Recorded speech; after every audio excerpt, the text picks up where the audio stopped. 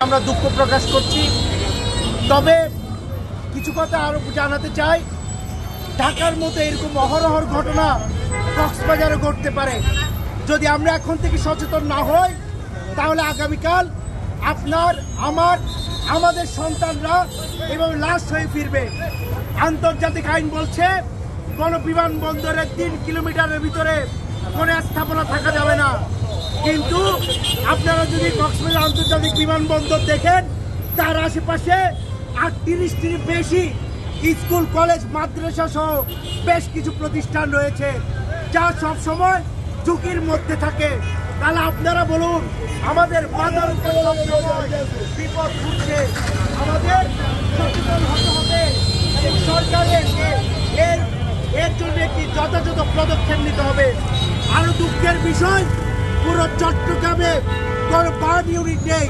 কক্সবাজারে এমন কোনো হাসপাতাল নেই যেখানে বার্ন ইউনিট আছে। আমরা বার্ন ইউনিট শূন্য। যদি আমাদের শরীরে কোথাও একটু জ্বালাপোড়া হয়, কোথাও আগুন লাগে, তাহলে আমাদের চিকিৎসার জন্য চট্টগ্রাম ছুটতে হবে। এই বার্ন ইউনিট শূন্য কক্সবাজারে মানুষকে চিকিৎসার অভাবে মারা যেতে হবে। তাই আমি স্বাস্থ্য ক্ষেত্রে দায়িত্বরত ব্যক্তিদের দৃষ্টি আকর্ষণ করতে চাই, অবিলম্বে কক্সবাজারে যেন বার্ন ইউনিট স্থাপন করা হয় এবং যে কোমলমতি শিশুরা